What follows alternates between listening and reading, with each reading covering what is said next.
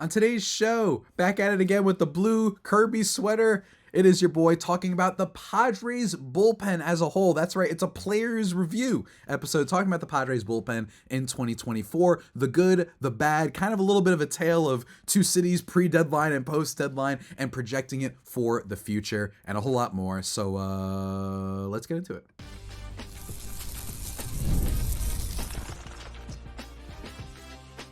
You are Locked On Padres, your daily San Diego Padres podcast. Part of the Locked On Podcast Network, your team every day.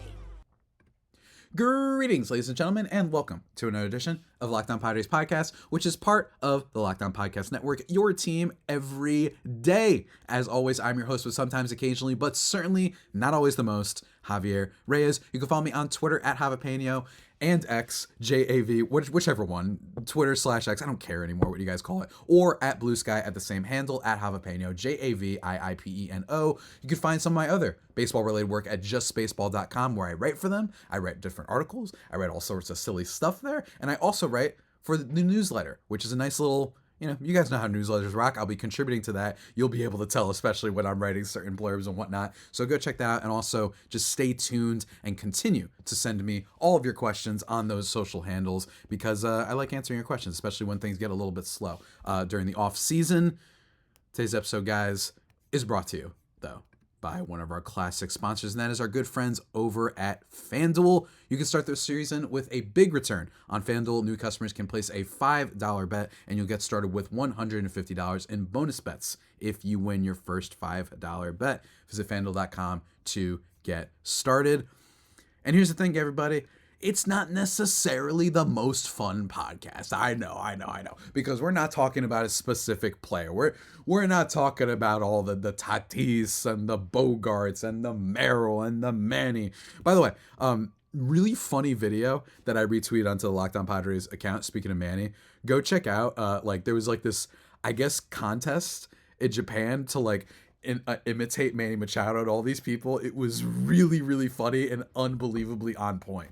Everybody go check that out. It should be on the Locked On Padres Twitter account /X. So go check that out, guys. Today's episode, though, again, we're talking about the bullpen. And I think that the bullpen for the Padres, one of the things that I think AJ Preller deserves more credit in. I really do. I think that this bullpen, it's really interesting that they haven't really had a certain closer, a for sure closer for their bullpen for a long time, right? This is a team that really you haven't ever been able to project everything. I mean, basically since I've been hosting this podcast, right? This is a team where they basically have had a new closer every year, pretty much, right? This is a team that, don't get me wrong, they've had their good moments, but it's kind of been back and forth, right? Starting in 2020, right? They had the 2019 season with Kirby Yates being an all-star. He was amazing that year. Then what happens in 2020? He's a mess, gets hurt. They have to replace him. Well, Drew Pomeranz is there, and he ends up developing and being really, really good for that team. And then they trade for Trevor Rosenthal at one point in the 2020 season, and he ends up being electric for the rest of that season. Then they lose him, and then they decide to go with the Shark, right? And Mark Melancon, who was very good. Then the year after that, I believe they had to do that trade. They traded away Chris Paddock in exchange for Taylor Rogers, I think it was Taylor Rogers, who ends up being really good just for a little bit. Then he falls apart. Then they trade him, and then they get Josh Hader. And then last year, after the Josh Hader stuff, they lose him, and now they have Robert Suarez as their closer. At least in terms of closers, this team has been weirdly they haven't had a for sure closer for a while. And I know that that's just kind of, how the cookie crumbles sometimes. But it's just, I think he deserves credit for that. And in general, deserves credit for putting together usually a pretty decent bullpen. Not always amazing, but still pretty decent. And I think that you saw this offseason heading into the 2024 season, that was a major focus, right? They really invested a lot in the bullpen, whether it be that they got some long inning guys who could potentially be starters like Johnny Brito and Randy Vasquez from the Juan Soto trade. They acquired Yuki Matsui. They went for Woo-Sok Go, who ended up not really making a single appearance for the Padres, but whatever. Give me a second. They ended up signing Wandy Peralta. They ended up trading away. Give me 1 second to check the name. They end up trading Scott Barlow, who they had acquired at the 2023 deadline, right, as kind of a little bit of an upside pick because he had been really, really good in prior years. They ended up trading him to save some money because they kind of had to, and they get Enyel de los Santos, who had a really good sharp ERA for years now. So there was clearly a priority set in trying to improve the Padres bullpen and fixing some of the issues that they had the prior year. Now, I will say, interestingly enough, the Padres bullpen, if you just look at ERA, was actually lower in 2023 than it was in 2024. They finished with the 11th best ERA in baseball among all bullpens in 2024. And it was at let me see here, it was a 3.78 ERA. And then in 2023, they actually finished higher with a 3.8 ERA, and it was 10th best in Major League Baseball. So they finished a little bit better, actually, which is hilarious. But I do think that there was a question over, this is why you can't just check just straight ERAs and stuff like that, that in the high leverage situations, when you really needed the bullpen, Padres were really bad in 2023. Just dreadful, right? They started off really strong, but as the season went on, it basically became only Josh Hader that was trustworthy. Dead serious. Robert Suarez was a little bit of a mess when he finally came back last year. Granted, he was hurt in 2023. But he was a little bit of a mess. You just never knew what you were getting out of guys, and it just felt like it was a team that fumbled a lot. Bob Melvin, whether he made the wrong bullpen decisions, but bottom line is, remember Luis Garcia? Like, there was just guys that were just falling apart, man. Like, and it felt like it was someone new every day, right? And that's why I think that even though the ERA, they finished 11th this year and 10th the previous year, I understand that, but really when you dive deep into it, and I remember doing this on a podcast last year, when you look into the high leverage situations, the Padres bullpen, almost all the guys except for Josh Hader were significantly worse. And this year, it was definitely a tale of two cities, right? The bullpen for the Padres this year was very bad to start. Very bad. Like, I need to emphasize that a lot, right? In the first half this year, the Padres it was bad in the first half, but the first month, Yuki Matsui didn't allow a run. Enyel de los Santos, I think, closed a couple games. Robert Suarez, electric, right? Everybody was very, very good for this Padres team to start. Even Wandy Peralta delivered a couple things. But it looked like it was a little bit unsustainable, right? These were pitchers that when you looked at the FIP, when you looked at the fact that Wandy Peralta never got a strikeout basically his entire life, you were like, are we sure this bullpen is good, right? You were a little bit worried, right? And they had these situations where they had to use Stephen Kolek, right? They had to use Tom Cosgrove probably more than they wanted to. And Tom Cosgrove really fell off from last year. Pedro Avila, another player that fell off. They used him a little bit. He had a 9 ERA with the Padres this year. And then you had Tom Cosgrove, who in 2023 was pretty dang okay. 1.75 ERA. You know what he ended up finishing this season with? An 11.66. And it's crazy for me to say all that and then say, but it ended up being okay for the Padres because they figured things out because of the trade deadline. And we're going to talk about that, guys, in just a second. But first, let me talk to you about our sponsor of the day, and that is the good folks that you heard at the top of the show. That is our friends over at FanDuel. We've been partnering with them for a long time, and let me tell you, if you want to get on the action, they're the place to go, because right now, new customers can bet $5 and get $150 in bonus bets if you win. The FanDuel Sportsbook app gives you everything you need to place live bets on the NFL all in one place. When you get a hunch in the middle of the game, you check out the latest stats. You're saying, you know what? I'm not buying it. I don't like it. There's no way the Chiefs are winning another close game. The devil magic is going off. Well, you can do that and view live play-by-play and all that stuff. Bet on whatever things you want. Receivers, over, under yards, quarterback, passing touchdowns, running yards for quarterbacks, all sorts of stuff. Just visit FanDuel.com to join today, and you'll get started with a $150 bonus bets bonus. That was a weird way to say it. You know what I mean? $150 in bonus bets if you win your first $5 bet. Never waste a hunch and make every moment more with FanDuel, an official sportsbook partner of the NFL.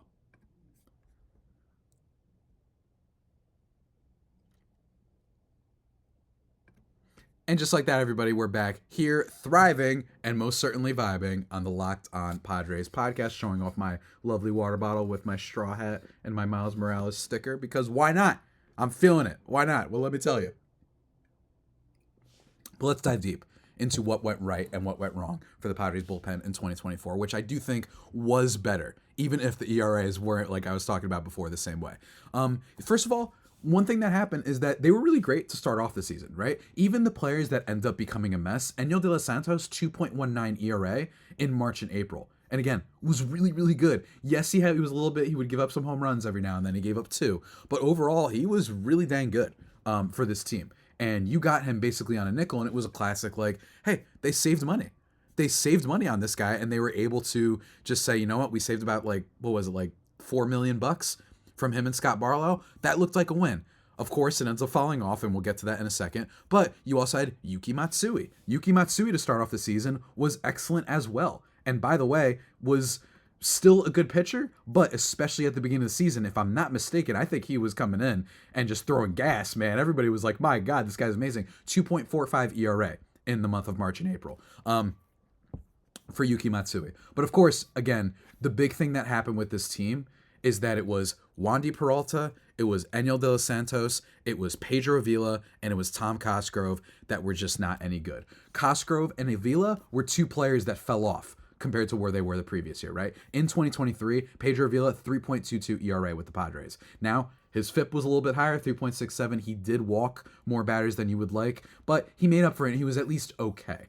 But he was also one of those guys that didn't do good in high leverage, and I think that you started seeing that more and more as time went on. And then, like I said, May, Yuki Matsui stumbles a little bit, 3.48 ERA, and then Enyel De Los Santos in May, 6 ERA. He gave up 5 home runs in 9 innings. Like, Enyel De Los Santos completely fell apart. Then, as soon as he started getting it back a little bit in June, 3.75 ERA, which isn't amazing, but it was like, okay, he's getting a little bit better, but he gave up 3 home runs in 12 innings. Okay, all right, it's not the worst in the world. And then what happens? In the month of July, 7 innings, he gives up a 7.71 ERA. He's just a mess. Wandy Peralta, another pitcher. And frankly, one of the weirder things about this Padres bullpen was the Wandy Peralta signing, because Wandy Peralta, well, don't get me wrong, he had some moments. He's been okay before. This is a guy who basically has only had one good season, and last year with the Yankees had some of the worst peripherals. Do you know how bad and unlucky you have to have a 2.83 ERA but still be worth negative WAR? That's what Wandy Peralta was. And this year, it kind of happened again, 3.99 ERA, but the expected stats were atrocious because he simply could not strike anybody out.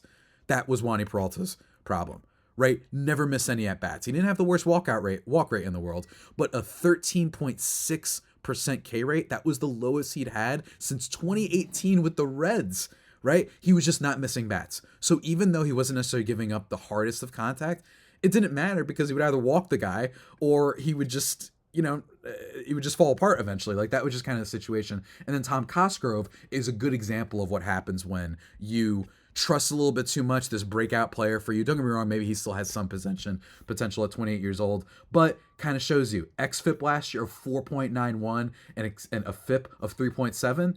That's not great. Maybe that's why his 1.75 ERA wasn't great. And he started off this year and gets absolutely blown up. He's giving up home runs.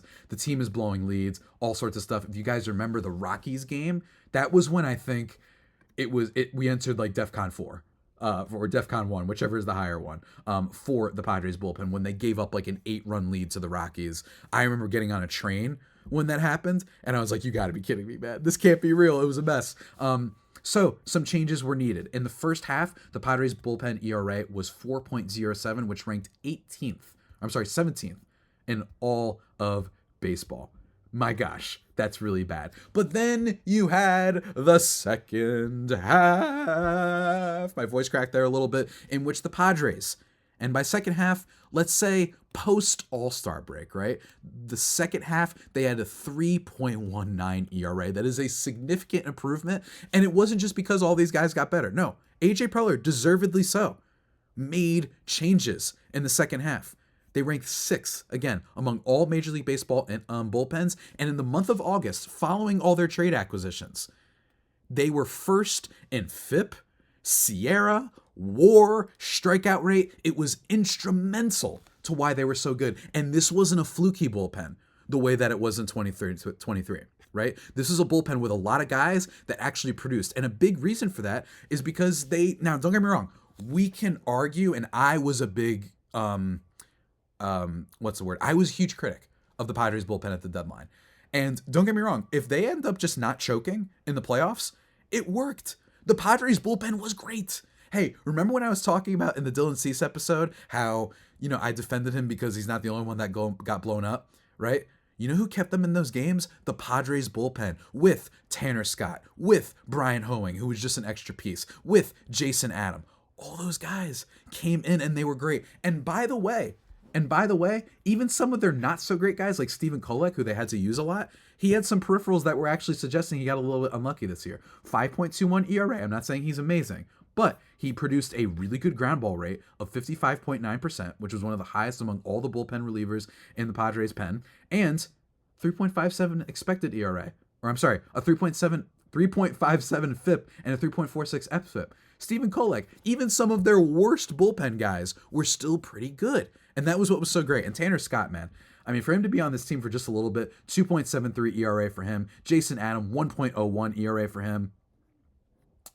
For the Padres this year. Bryan Hoeing, 1.52 ERA. I don't necessarily think he's that good, but bottom line is he friggin' produced, man. And this bullpen was absolutely electric. And another thing is, Jeremiah Estrada absolutely came and was even better as the season went along. He started off awesome, similar to, your Santoses and some of these other guys, right? If you look at his splits, he had a 0 ERA in March and April, a 0.77 ERA in May.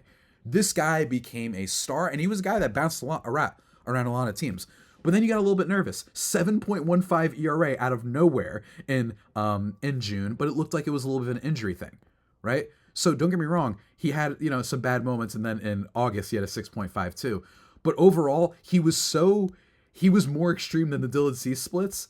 That in all, he ended up being a really good reliever because he got strikeouts, he attacked batters, he was awesome. And he wasn't the only one. Alec Jacob, another player from the Padres organization in their farm system, comes up and he produces pretty well. 2.45 ERA for him. The guys that the Padres had this year were not fluky, and they weren't like the 2023 team where outside Josh Hader, yeah, we're great if we're already down by 4. We're great if we're down by 5. And we're great if we're up by 7. But when the games are actually close, they blew it basically time after time. And that's what was so frustrating about that team. They just had no clutch in them. And that's why, 2023 happened, right? And I think that with this team, don't get me wrong, I'm still critiquing how much they gave up. You gave your top 2 pitching prospects away. Dylan Lesko and Robbie Snelling. You gave up both of those guys, including for Tanner Scott, who is now going to be a free agent and will probably be the highest paid reliever this offseason. I don't think he's getting like Josh Hader money or anything like that, but he's going to get paid a lot, and the Padres aren't keeping him. So you give up a lot of assets for a bullpen, and don't get me wrong, it worked. You know how they lost? They gave up nothing, right? They kept the Padres in that game. When Michael King got absolutely obliterated, the Padres bullpen shut down the Dodgers for the entire rest of that game. The Padres bullpen was built for postseason success, so I critique it because I do not like investing big time in bullpens. I just think it's too volatile.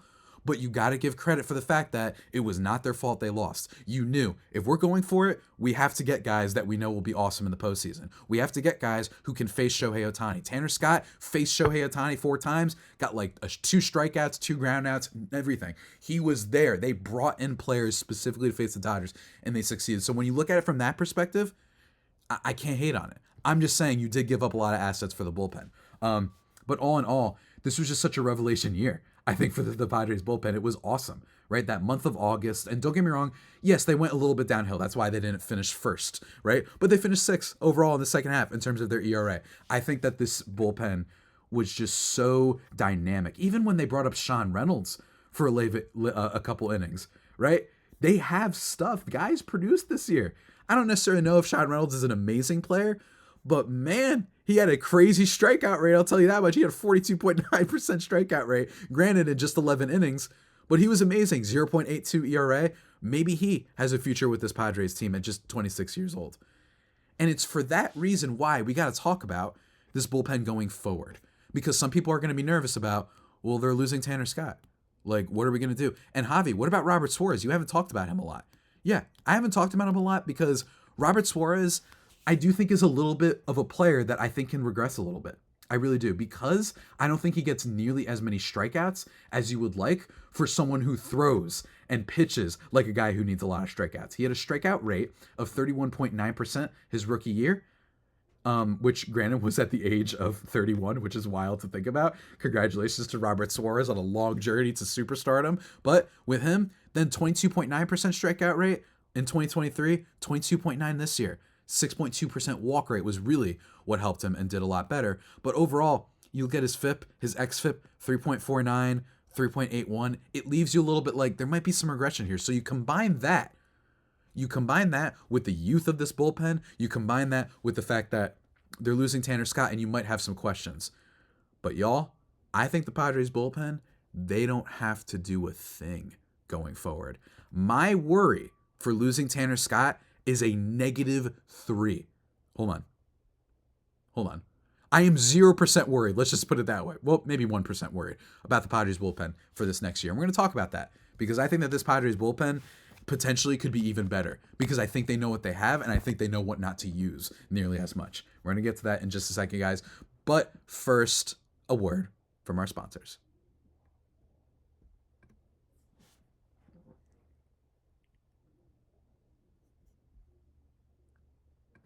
And just like that, everybody, we are back. We are vibing here and thriving on the Locked On Padres podcast. Closing things out, I want to talk about the bullpen going forward. So, some of you might be worrying.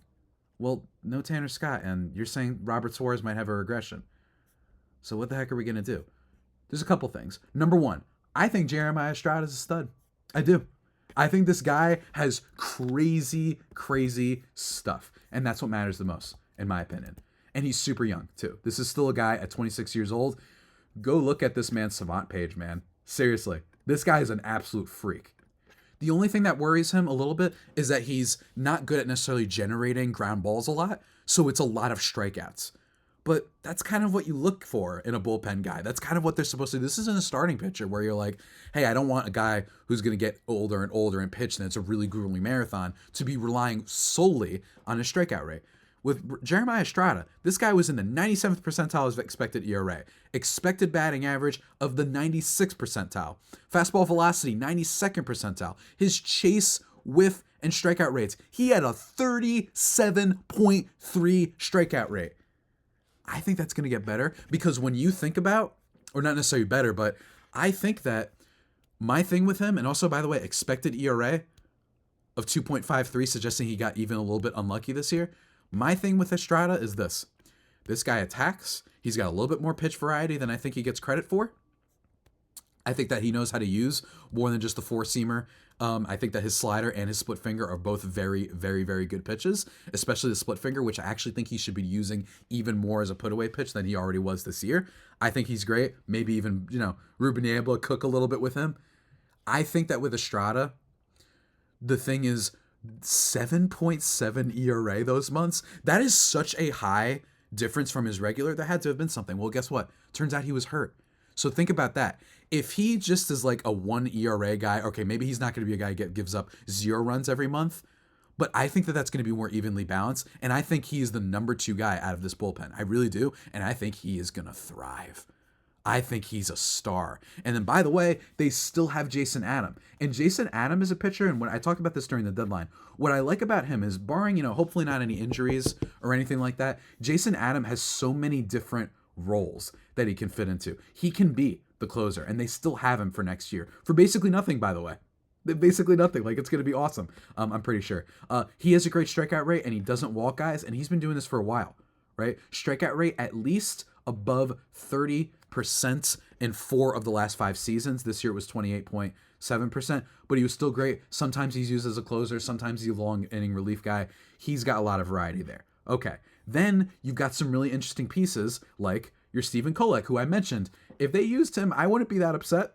I wouldn't be. I think that he's got a little bit better stuff and he produces more ground balls. As a your back of the bullpen guy, I kind of like him. Bryan Hoeing, I would also be a little bit cautious with him. I think that the expected stats on him, and I think there's a reason why, he was just a throw-in in that trade with the Marlins. I don't think he's that good, but he's at least a quality, decent arm that you can be like, okay, back end of the bullpen. Also, I haven't talked about him enough. Adrian Morejon. I totally forgot. I'm not going to lie, guys. I totally forgot to talk about him. This guy has been a mess his whole career with the Padres.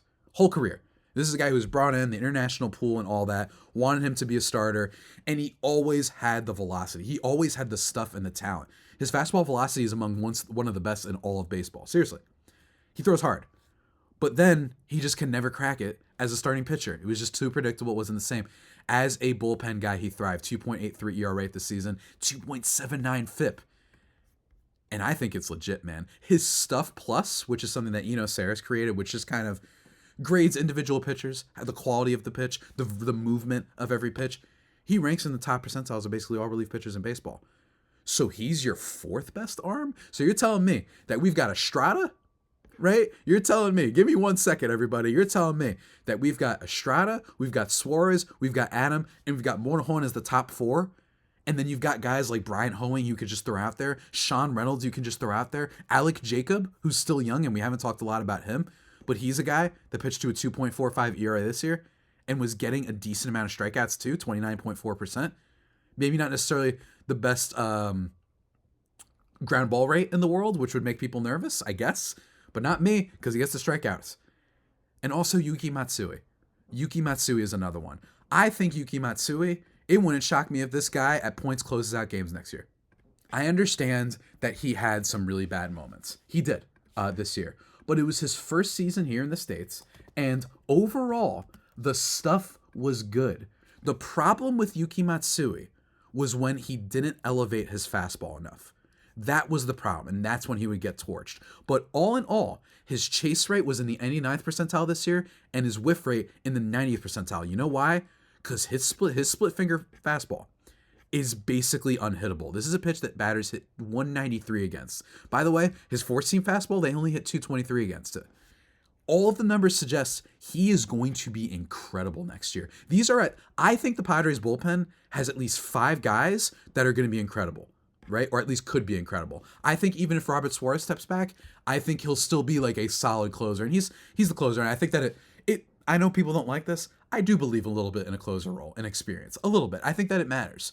I don't think you want to just move these guys around. I think managers know some things. So even if he regresses, you still have Adam, you still have Estrada, you still have Morejon, you still have Sean Reynolds, your Alec Jacob types, right, that you can hope they could get even better. Bryan Hoeing as a depth piece.